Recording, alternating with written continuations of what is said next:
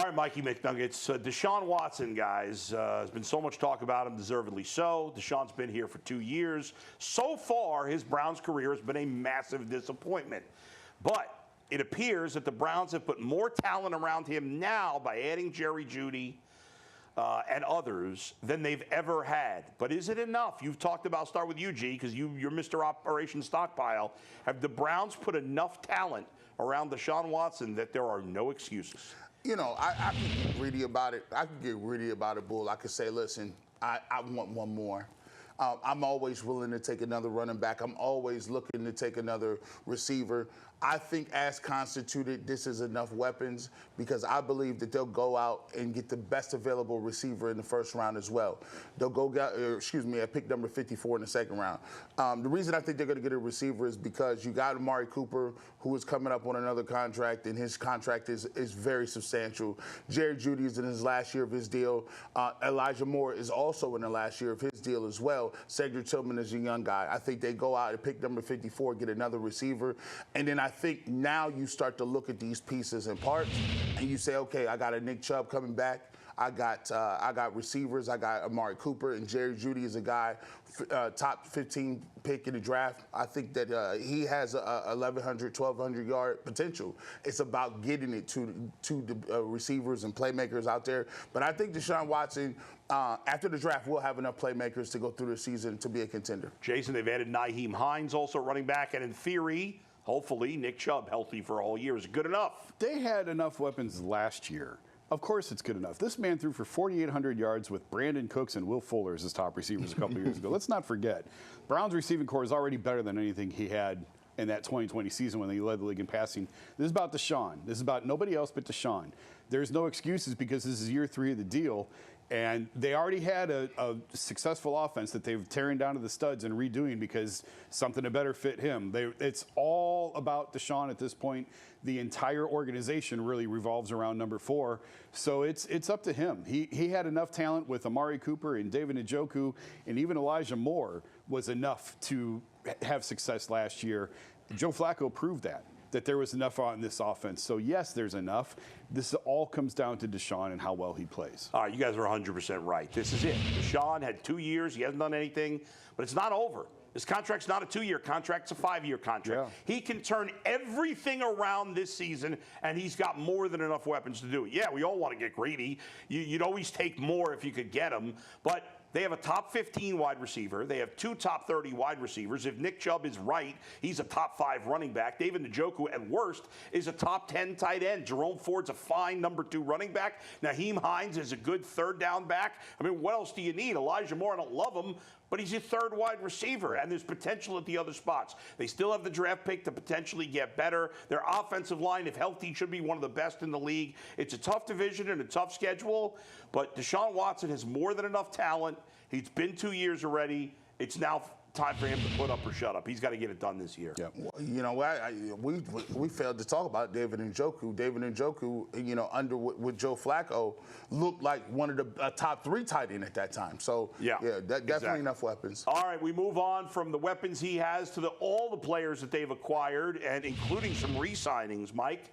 We're going to give a grade to all. You got 9 guys you picked. 9 guys, correct. Each so of you guys are going to give out 3 grades. The Browns have added a little more than that, if you including the re-signings, but we're leaving some of the fringe guys. But the top 9 guys the Browns have added, either re-signing through free agency or through trade, and we're all going to give 3 grades. We'll talk about it a little bit. Mike, start us off.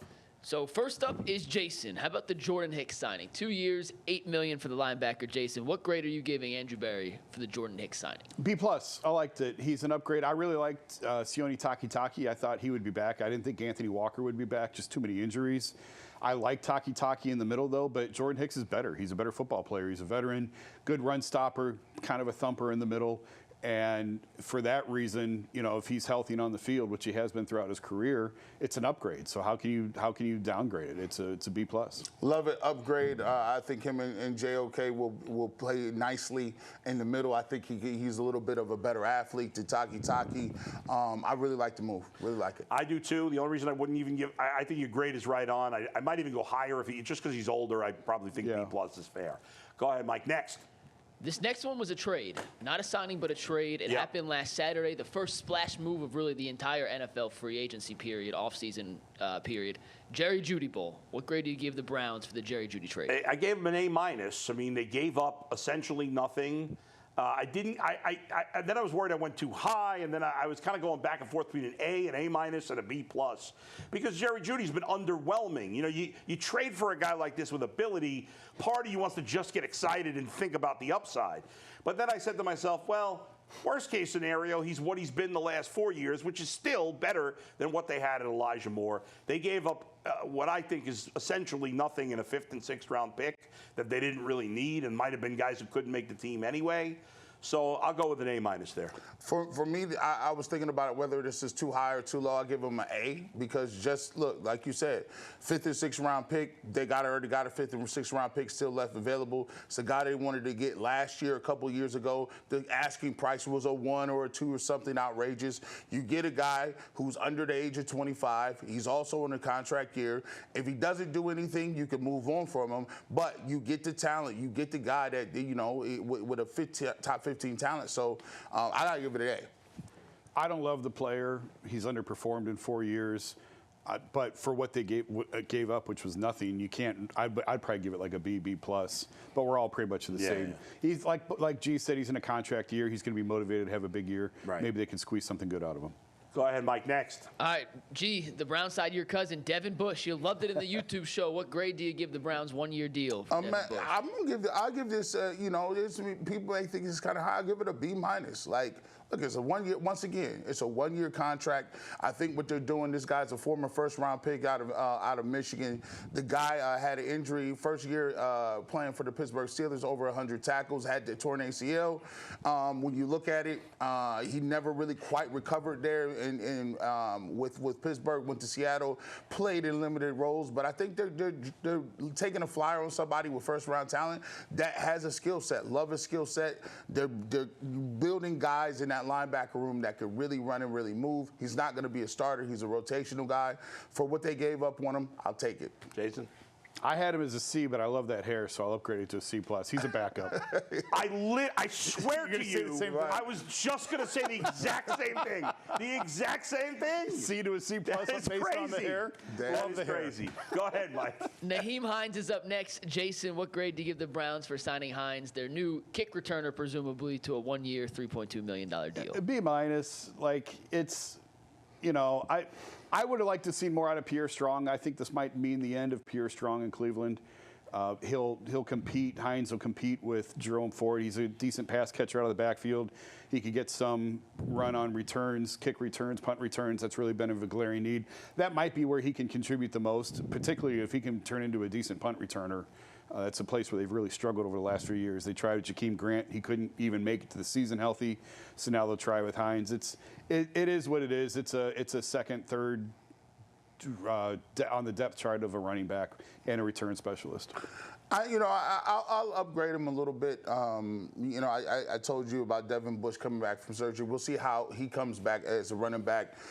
It's an upgrade. I went with a C+, but I'll upgrade it to a B-. I think they've needed a kick returner for a long time. We had Donovan Peoples-Jones, the all-time fair catch leader in Browns history back there a couple years ago.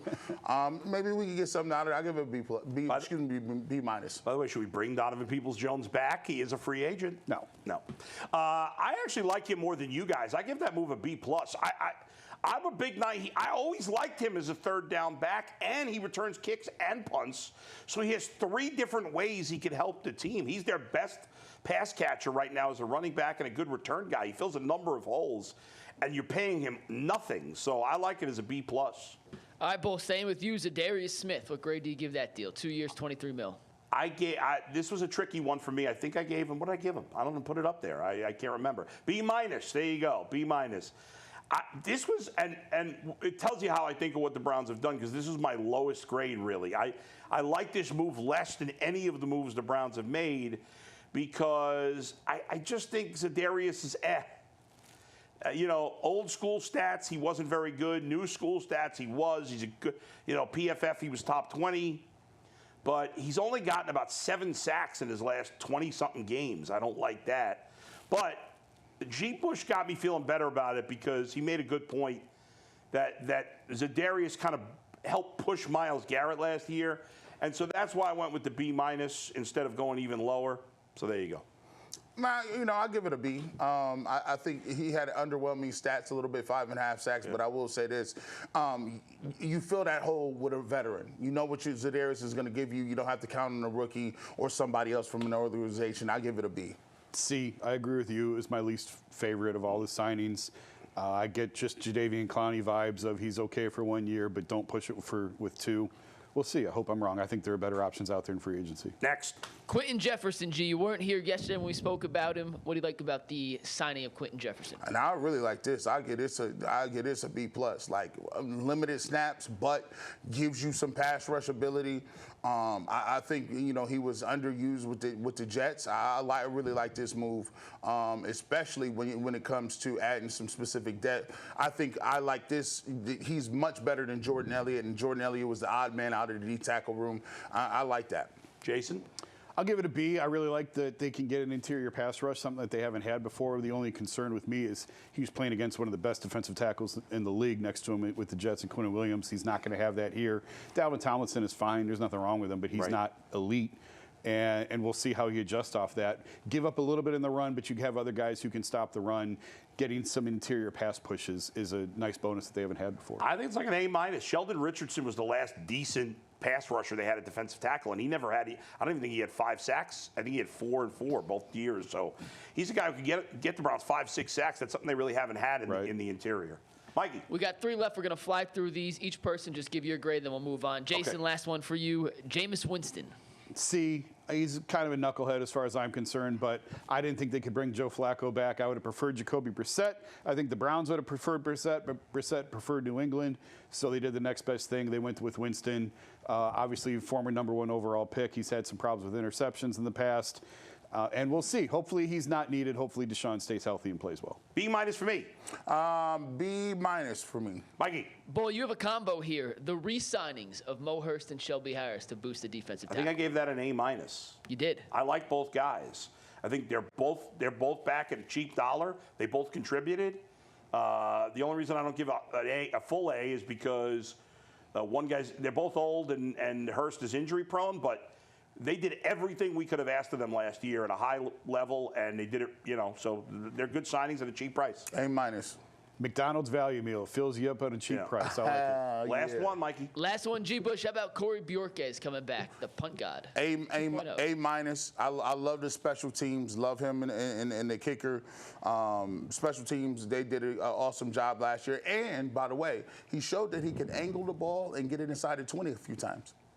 Yeah, I like the move. I'm glad he's back. He had a problem, it seemed, early on with spinning it and killing it inside the 20, but to G's point, that seemed to improve as the year went on. A+ for me. The guy was one of the better punters in the league. They needed a punter, and the whole special teams, 3 guys are all back. Mikey, we got all these Ultimate shows, right? Do we want to promote that? We do, real quick. Tuesdays, Ultimate Cavs show. Monday, Friday, Ultimate Brown show. Ultimate Guardian show also coming on Monday. Ultimate 216 show with Earl on Thursdays as well. Make sure you check them out. Ultimate Browns today, 5 p.m.